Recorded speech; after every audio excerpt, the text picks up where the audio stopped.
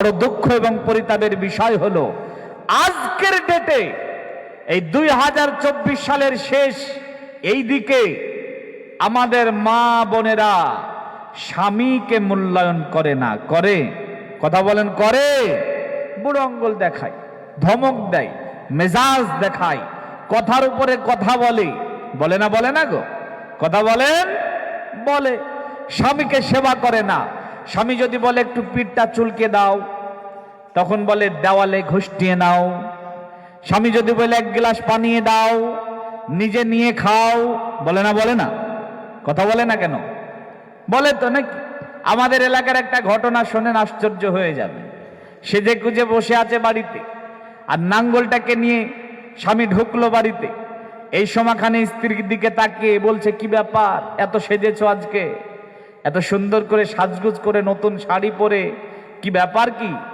তখন বলছে, মনসা তোমার জন্য না, বিয়ায় আসবে আজকে বেড়াতে। চিন্তা করতে পেরেছেন? স্বামীকে মূল্যায়ন করে না, মেজাজ দেয়, কথার উপরে কথা বলে।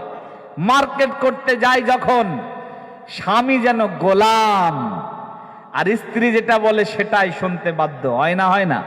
কথা বলেন, হয় না? হয় না? হয়। যে শাড়ি কিনবেন আর কিছু কিনবেন, আপনি কোনো কথা বলতে পারবেন না। আপনার স্বামী কথা বলবে, আপনি সেটা মেনে নেবেন। আপনার স্বামীকে বলবেন, স্বামী গো, তুমি আমার হিরো, আমি তোমার হিরোইন। তুমি আমাকে যেমন করে বলবে আমি তেমন করে চলবো। তুমি আমাকে যেমন করে নাচাবে আমি তেমন করে নাচাবো। তোমার পছন্দই আমার পছন্দ। তুমি আমাকে 1 টাকার জিনিস দাও, ওটা আমার কাছে 1 কোটি টাকার। তুমি আমাকে যেটা দিবে সেটাতে আমি সন্তুষ্ট। এই রকম যদি আল্লাহর বান্দি তুমি বলতে পারো তোমার স্বামীকে, তোমার জন্য আল্লাহর জান্নাত অপেক্ষা করছে, মরতে অপেক্ষা, মরতে অপেক্ষা। তুমি আল্লাহর জান্নাতের মেহমান হতে পারবে। কিন্তু দুঃখ এবং পরিতাপের বিষয়, মা বোনেরাও হয়তো আমাকে 2-1টা গালিগালাজ করতে পারে। আজকে আমার মায়েরা সত্যিই স্বামীদেরকে মূল্যায়ন করে না।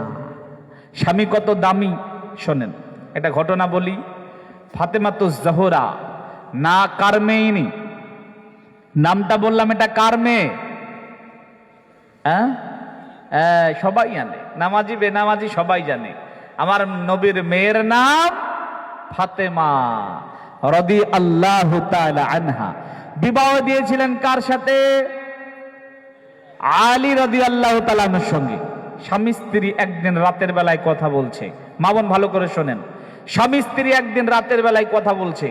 বলতে বলতে বলতে বলতে ফাতেমাতুজ জোহরার কথার আওয়াজটা একটু উঁচা, জোরে হয়ে গেছে। এই একটুই কথা জোরে বলার কারণে হযরত আলী রাগ করলেন। জোরে কথা বললে আমাকে রাগ করলেন।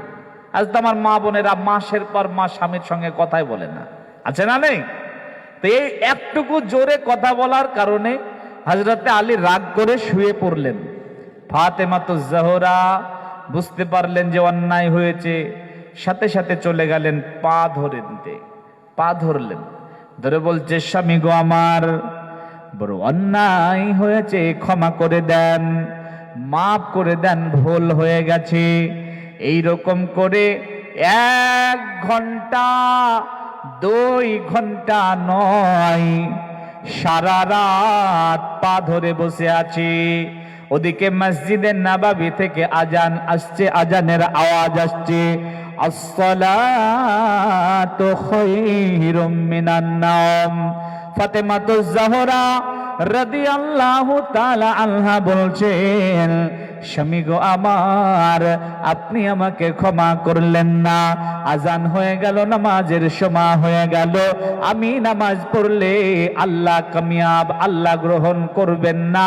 আমার সালাতে আমি কামিয়াব হতে পারবো না। অতএব আপনি আমাকে ক্ষমা করে দেন। আপনিও সালাত আদায় করেন, আমিও সালাত আদায় করি। এই সময়তে হযরত আলী কথা বললেন এবং হযরত আলী চলে গেলেন মসজিদে নববীতে। ফাতেমাতুজ জোহরা সালাত আদায় করে নিলেন, বাড়ির আঙ্গিনাতে দাঁড়িয়ে থাকলেন। আলী রাদিয়াল্লাহু তাআলা আনহু তিনি বাড়িতে ঢুকলেন। তো ফাতেমাতুজ জোহরা তিনার সামনে দাঁড়িয়ে বলছে, স্বামী গো আমার, যদি আপনি আমাকে একটু অর্ডার দেন তাহলে আব্বাজানের সঙ্গে একটু সাক্ষাৎ করতে যাই। হযরত আলী বললেন যাও। ফাতেমাতুজ জোহরা বাড়ি থেকে বেরোলেন, নবীজির সঙ্গে দেখা করতে যাবেন।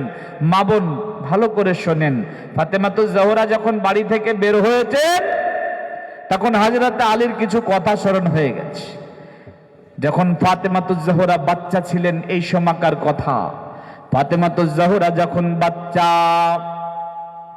যখন কোলে নেওয়ার মতো, আল্লাহর নবী ফাতেমাকে কোলে নিতেন আর অনেক অনেক অনেক নাম ধরে ধরে ডাকতেন।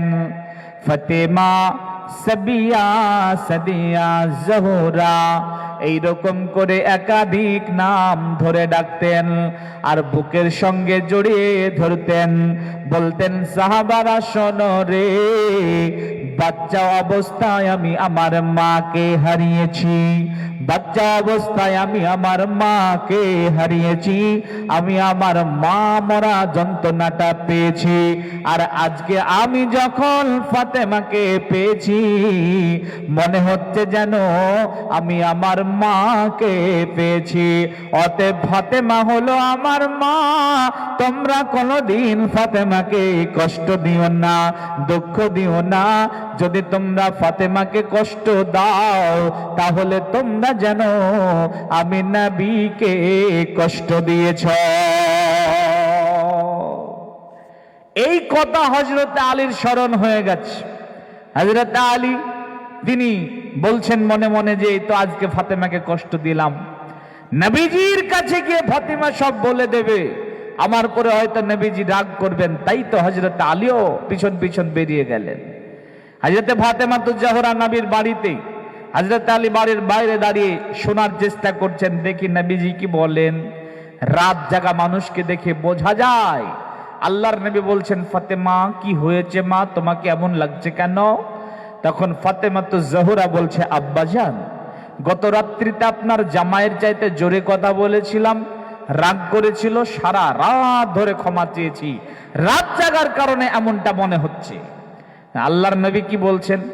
আল্লাহর নবী বলেননি এমন করে, ভাই একটা জোরে কথা বলেছিলা তাই সারা রাত পা ধরে বসে থাকতে হয়েছে, ক্ষমা করতে দেরি হয়েছে, ওই জামাইয়ের ভাত খেতে দেব না, এমনটা বলেনি। আপনি যেমনটা বলেন, জামাই যদি কিছু বলে নিজের মেয়েকে বলেন, এমন করেছে, আমি বেঁচে আছি এখনো তোমার 10 বার বিয়ে দিব, কিন্তু ওর ভাত খেতে দেবো না। বলেন না, বলেন না গো, বলে অনেকে। কিন্তু আল্লাহর নবী কি বলছেন? আল্লাহর নবী বলছেন, মোল আদলি দোলালি তুমি, মোর আদলি দোলালি তুমি কন্যা আদরিনী, স্বামীর পৈথানে বসে কাটালে রজনী, প্রতিবতা ধর্মবতা তব শুভমতি, সে কারণে বেটি তুমি অতি ভাগ্যবতী। শোনো গো ফাতেমা তুমি এ বাতো নেহাত, না হতো তোমার প্রতি প্রভুর নাজাত, আর মরণ হতো যদি আগেও ক্ষমার, নাহি পড়িতাম আমি জানাজা তোমার। আল্লাহর নবী বলছেন, ফাতেমা রে মারে, তুমি তোমার স্বামীর উপরে জোরে কথা বলেছিলা। শোনো রে ফাতেমা, যদি তোমার স্বামী তোমাকে ক্ষমা না করত তাহলে তোমার উপরে আল্লাহর রহম হতো না।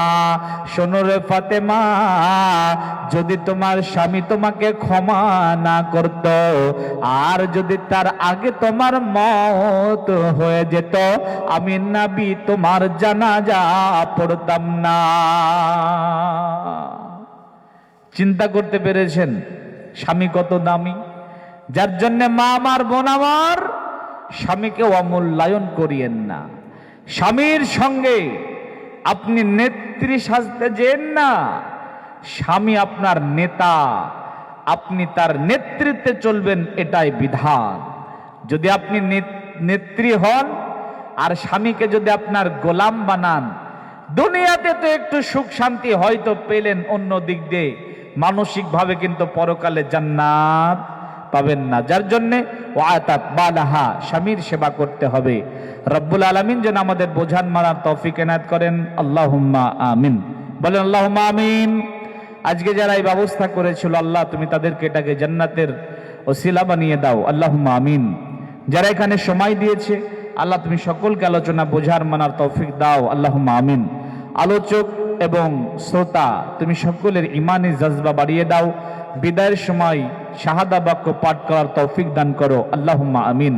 মুরব্বী আছেন এখানে অনেকে, মুরব্বীদেরকে সম্মান করা আমাদের ইমানি দায়িত্ব। আল্লাহ তুমি মুরব্বীদেরকে ক্ষমা করো, জান্নাতুল ফিরদাউসের মেহমান বানায়ো, বলেন আল্লাহুম্মা আমিন। বিশ্বের মুসলমানদেরকেও করে দাও, মুসলমানদের মধ্যে থেকে মুসলমানদের ইমাম নির্বাচন করে দাও, আল্লাহুম্মা আমিন। আমাদের যারা কবরে ইমানি হালাতে আছে মাফ করে দাও তাদেরকে, আল্লাহুম্মা আমিন। যারা অসুস্থ পড়ে আছে তাদেরকে শিফা দান করো, আল্লাহুম্মা আমিন। সবাই বলেন সুবহানাকা আল্লাহুম্মা ওয়া বিহামদিকা আশহাদু আল্লা ইলাহা ইল্লা আনতা আস্তাগফিরুকা ওয়া আতুবু ইলাইক। আসসালামু আলাইকুম ওয়া রাহমাতুল্লাহি ওয়া বারাকাতুহু।